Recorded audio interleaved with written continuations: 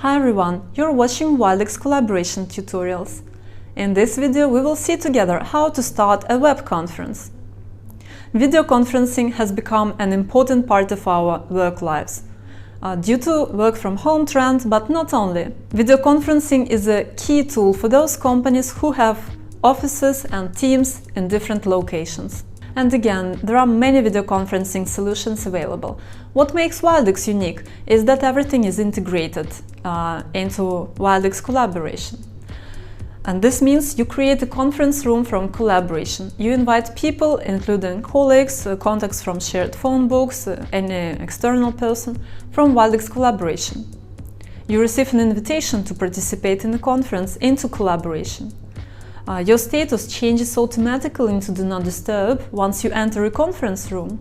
The benefits are numerous in terms of user experience, in terms of consistency, in terms of having all the tools at hand from within the same access point collaboration. And the very first benefit is that you don't need to install anything, any software, to be able to participate in a conference. The only requirement is that a user who creates a conference room needs at least a business license. To create a new room, click on the blue video conference icon located in the top menu of collaboration. A new dialog opens, and here we can see the conferences previously created by us or to which we were previously invited. To create a new room, click on the plus icon. Now let's give our conference a title. Optionally, you can also give it a description.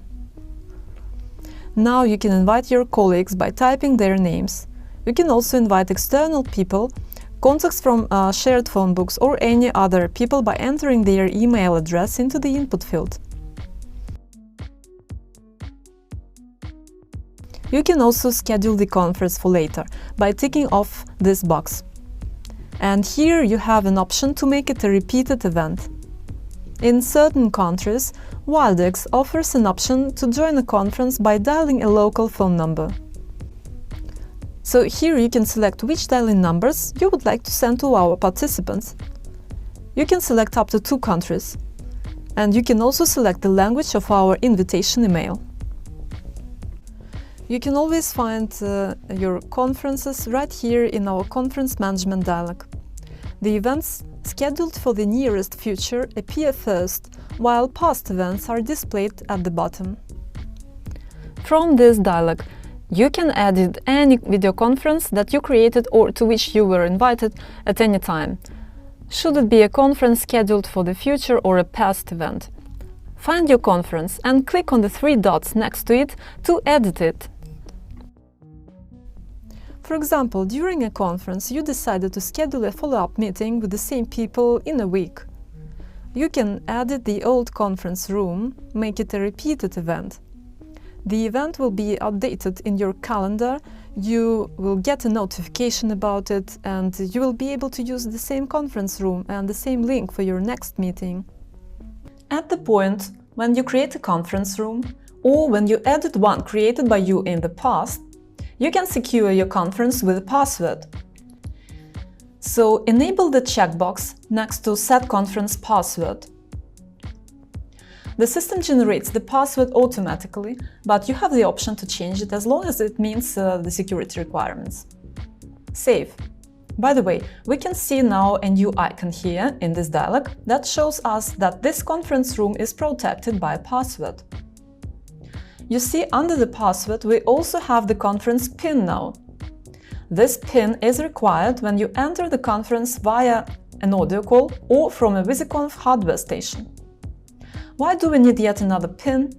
Well, because the PIN only contains digits, while the password contains both digits and letters.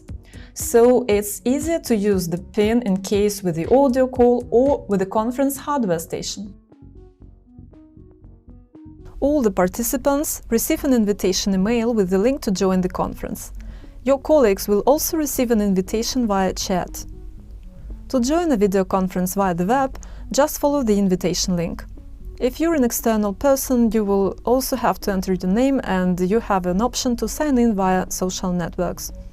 As to the users, we will be automatically recognized by the system. Okay, What happens if our external people have connected earlier than you? Then they will have to wait. Any user of the system can unlock the conference room, both if they access via the web, so via the link, or if they access in audio-only mode from the phone. By default, when you access a new conference, your microphone is enabled and your webcam is disabled. You can change it right away by clicking on the corresponding icon at the bottom of the screen. If you need to invite more participants during a conference, you can simply give the sharing link to them. To find the link, click on the button Invite People in the lower right-hand part of the screen. Here is our sharing link that we can send to someone. Otherwise, here are our dial-in numbers and the conference ID that we need to give to the person to join via the phone. If your conference is protected by a password, you will also need to give them the PIN. To leave the conference, click on the red X icon in the lower part of the screen. If you want to delete the room, you can do it from our conference dialog in Collaboration. Find your room and click on the X icon next to it.